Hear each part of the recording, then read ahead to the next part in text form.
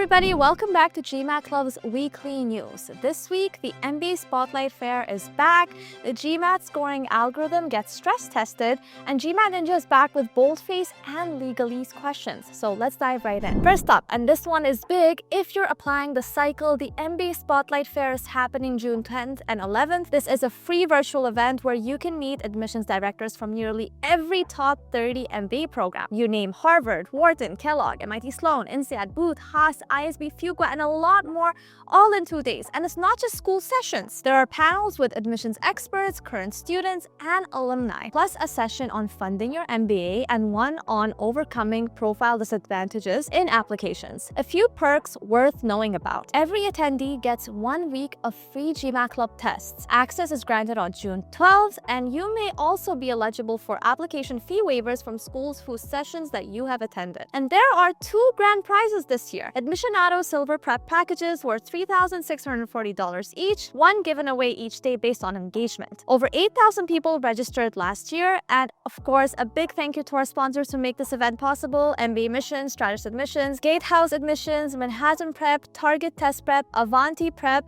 Vikram Shah Consulting, and Admissionado and Forte Foundation. Register now, link is in the description below. Quick one, if you've purchased a prep course from any of GMAT Club's partner companies, you may be eligible for free access to GMAT Club tests. We're talking the full starter package: 20 quant tests, 10 verbal tests, 10 data insight tests, worth $99, yours for free. You can also upgrade to Pro or Elite at a discount, and all you need to do is verify your purchase. Link to claim is in the description below. Okay, this one is also fascinating, and every GMAT test taker needs to see it. The GMAT Club founder actually ran a series of experiments on the GMAT Focus scoring algorithm, deliberately getting questions wrong in different parts of the test to see how much it affects your score.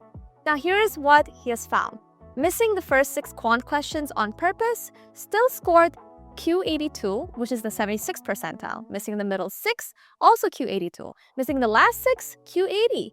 On the classic GMAT, missing the first third of questions was essentially a death sentence for your score. On the Focus exam, the difference is surprisingly small. And here's the one that really should get your attention. Leaving just 1 question unanswered costs you 3 to 4 score points per section. Leave 2 unanswered and your total score can drop by nearly 100 points. 1 unanswered question in quant, verbal, and DI dropped a near perfect score from 795 all the way to 715. 2 unanswered questions across sections, 605.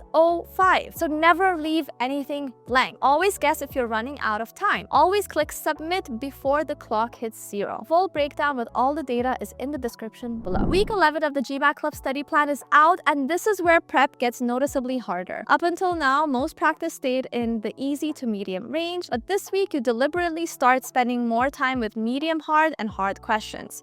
The key mindset shift here is that hard questions don't usually have complex concepts. What makes them hard is that the setup is less obvious, the wording is denser, multiple approaches look tempting, and the traps are harder to spot. The big skill this week is recovery. A lot of score damage on the GMAT doesn't happen because of one hard question. It happens because you panic, lose time, and then rush the easier questions that follow. The goal this week is to break that chain reaction. Week 11 also includes official mock 4, a retake of official mock 2, so you can see how differently you approach the same test now. For the full plan with all practice links, check the description down below. This week, we've got a really relatable community post from someone who's consistently hitting 675 on mocks but keeps scoring 645 on the actual exam. 3 official attempts. Same gap every time. But their main pain points were that a few tough quant questions eating up too much of their time and data insights running out of clock near the end. They've got 2 attempts left and they want to know, should they take it soon while they're in form or spend more time fixing the weak spots first? This is a really common situation, and the community discussion around it is genuinely useful for anyone dealing with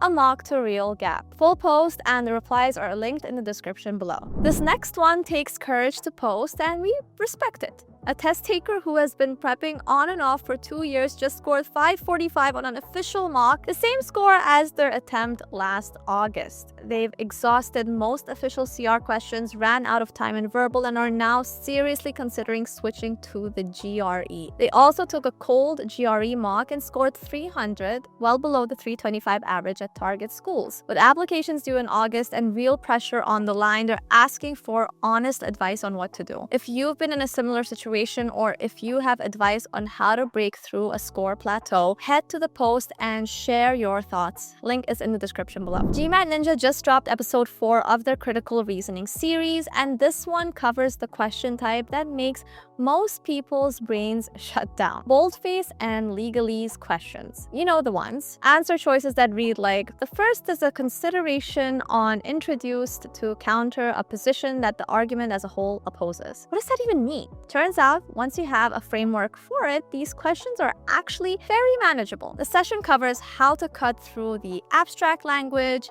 why identifying the main conclusion is the single most important step, and how to eliminate answer choices based on simple structural mismatches. This is episode 4. Links to episode 1 to 3 are also in the description if you want the full series. And finally, a quick admissions check-in. MBA Decoder's full round 1 application timeline is updated and live. If you're targeting round 1 this fall, here's where you should be right now in May. Finalizing your GMAT or GRE score, deepening your business school research, attending info sessions, some offer fee waivers, and starting to think seriously about your career goals essay, which is the foundation everything else is built on. There's a full visual timeline and a detailed month-by-month breakdown in the description below. If your application plan still feels fuzzy, this is the resource to get structured. Alrighty guys, that's your GMAT Club weekly news for this week. All links are in the description below, so if you found this useful, please make sure to hit the like button, subscribe if you haven't already, and we'll see you same time next week. Good luck out there, keep grinding,